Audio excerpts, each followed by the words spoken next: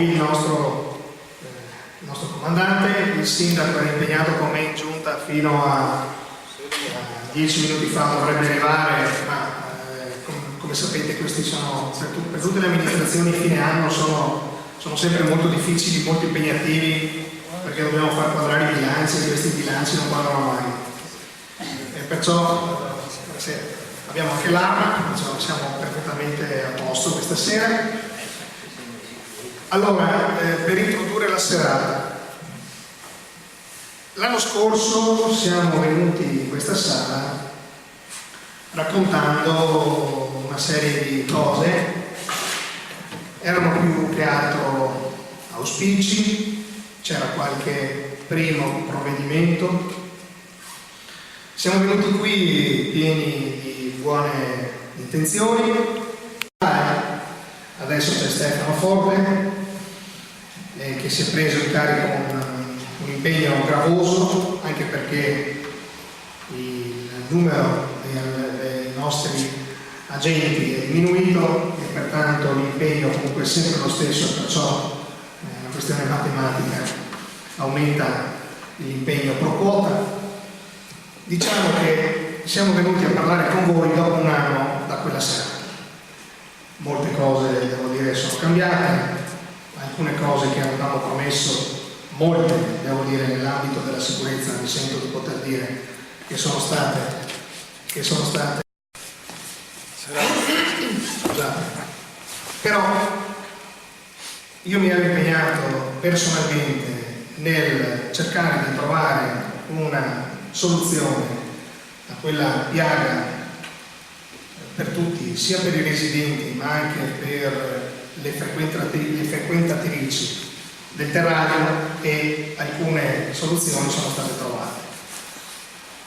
Certamente devo dire che l'impegno della polizia locale, l'impegno dei carabinieri, l'impegno della questura per reprimere questo fenomeno è stato sicuramente importante. Che cosa accadeva in queste abitazioni? Sapete che chi è fuori alla notte fino alle 5-6 della mattina, ovviamente quando alle 7 della mattina dorme, perciò li abbiamo trovati avvolti nelle braccia di Orfeo e abbiamo potuto così verificare il contenuto di questi appartamenti. Abbiamo perciò verificato come queste persone vivevano, chi frequentava questi alloggi. Il quantitativo sequestrato si è praticamente più che decuplicato. Questo significa una grande attenzione sul territorio, significa grandi controlli, significa che la polizia locale assieme ai carabinieri ha svolto su questo punto qui, che non è tradizionalmente un punto così significativo della funzione della polizia locale, dimostra una volta in più quanto la polizia locale sia cambiata in questo anno e mezzo. Perché avevo 87 anni, perciò diciamo che ho colto nel racconto della nostra polizia locale la giusta sofferenza per l'erogazione di questa sanzione. Però tant'è che ne abbiamo presi 57. Anche un po' di invidia. Anche un po' di invidia, sì. Poi c'è un dato molto significativo, direi, che determina una serie di ricadute, che sono le prostitute identificate.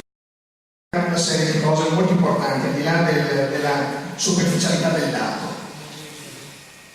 Significa che innanzitutto c'è un discreto turnover, mettiamolo così, delle signorine che girano a Mogliano.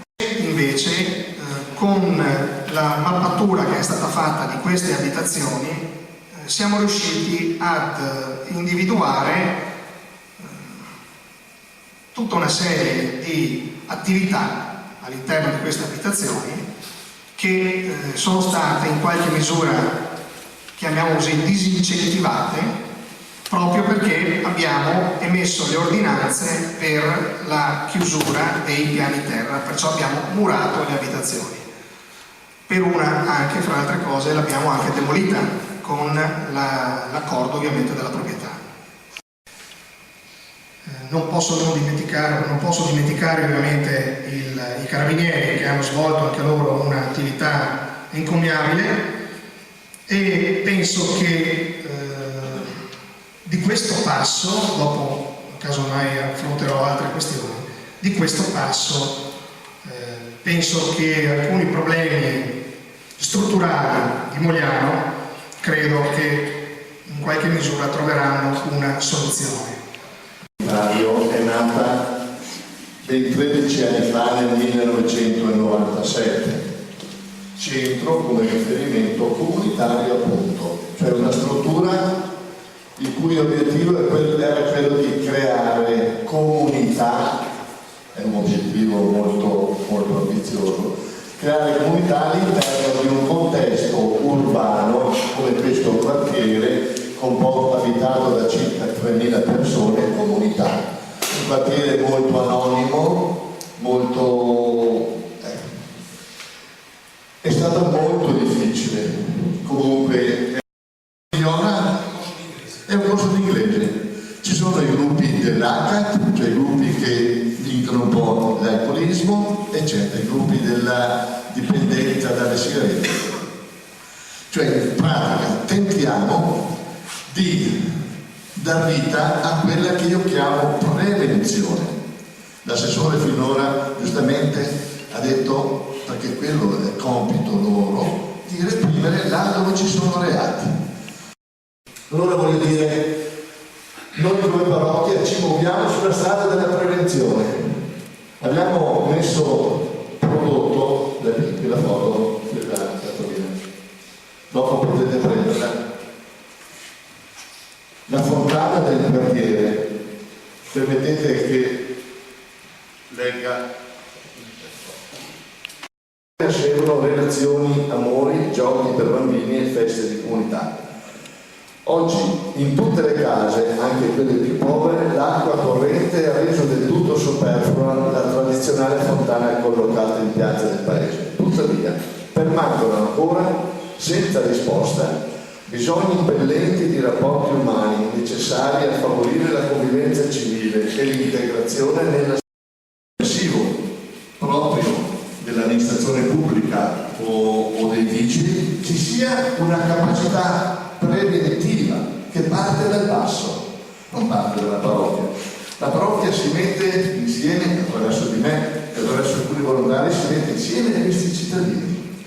Io credo che questo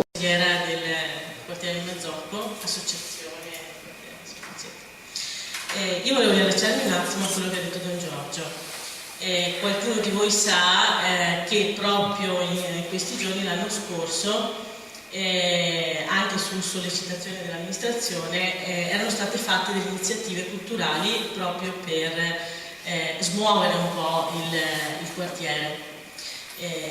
Tra l'altro c'è stata una bella rispondenza perché è stata fatta una mostra di libri, una mostra mercato di libri, una del fumetto, portando anche a conoscenza questo quartiere. A me telefonava e diceva: ma dov'è questo quartiere? Non ne abbiamo, anche moglianesi non ne hanno neanche a una riunione, e ascolto il mio assessore alla sicurezza, mi aspetto non solo che mi dia i dati che mi ha dato adesso, confortanti, ma anche che mi dica, magari assieme ad altri assessorati, che cosa ha intenzione di fare perché siano agevolate le iniziative come quelle di Don Giorgio, che appunto hanno dato dei risultati splendidi, perché in altri quartieri ci sia la possibilità di avere anche il sostegno economico dell'amministrazione per fare prevenzione, momenti di associazione, momenti di cultura, perché anche i nostri giovani, se poi alla fine non trovano niente, se sono in giro per le strade, se non hanno la possibilità di avere punti di aggregazione, posti dove andare, persone anche adulte che si occupino di loro, alla fine ciondano, e si sa che quando si ciondola e si ozia, poi si finisce per far guai. Perché bisogna che ci capiamo anche. Bisogna che ci capiamo. È giusto quello che avete detto nell'ambito della collaborazione nell'ambito della, chiamiamola, accoglienza, io ci aggiungerei anche con le regole, anche con il fatto di far capire a chi accogliamo qual è la regola per stare in Italia e nel Veneto. Sono stati contenti che finalmente qualcuno si sia preso la responsabilità di dare delle risposte, belle o brutte. Io infatti non ho chiarito, chiariamo subito l'equivoco. Io sto dicendo che è necessario vivere in pace ed è necessario vivere accogliendo con delle regole, ma non può essere né tutta repressione, come dicevo prima, e non può essere neanche tutta accoglienza senza regole, perché altrimenti se noi perseguiamo solo una delle due componenti ci troviamo nella condizione di quello che è accaduto fino ad un anno e mezzo fa, quando c'era un determinato tipo di divisione di alcuni fenomeni. Giustamente ben chiaro quello che avete detto voi prima, cioè che c'è una componente sostanziale di ascolto e di accoglienza. Il bastone e la carota, vabbè, chiamiamola pure così, ma non ci può essere solo il bastone, non ci può essere solo la carota. Se noi continuiamo ad andare avanti con l'equilibrio, secondo me riusciamo a dare delle risposte.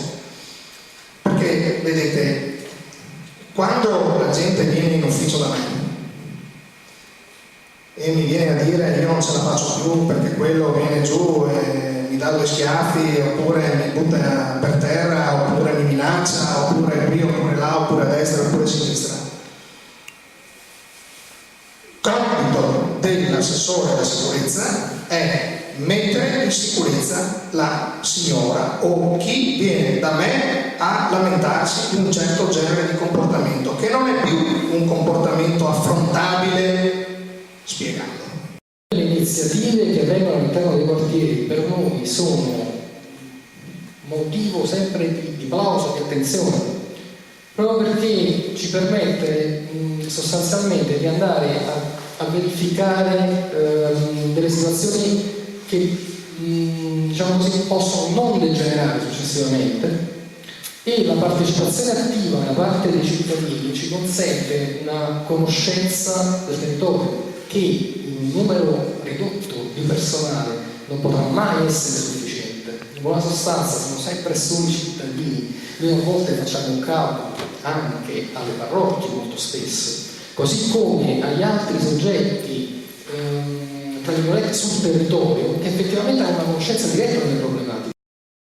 A tutti quanti quelli che abitano in zona di rivolgersi tranquillamente alle varie strutture che sono state messe in piedi per fortuna, e quindi creeranno degli punti di aggregazione che poi andremo a presentare. Adesso non so, magari in una struttura che si è pensata, che so, un ufficio o qualcosa per accogliere tutte queste segnalazioni, perché quattro occhi vedono meglio due. Questa è un po' la mia proposta per riuscire a ragionare quanto prima possibile un eventuale problema che si può generare. Se lo lasci lì a svilupparsi nello spazio, è chiaro che il problema si ingigantisce e si aumenta di dimensioni. Quindi tutti assieme prendiamoci una mano per salvaguardare il nostro territorio. Grazie. Battuta, devo dire che mi piace molto questa cartolina, tanto perché c'è un sacco di verdi, insomma non dispiace, ma mi piace l'idea dello zampillo dell'acqua che è sintomo di spinta alla collaborazione, di spinta ideologica a trovare una qualche formula di condivisione. Se lei nota su questa cartolina c'è anche un sacco di ordine. Questo significa che questa cartolina è molto equilibrata anche dal punto di vista grafico, è esattamente l'espressione di quello che io intendo per sicurezza. Grazie della serata.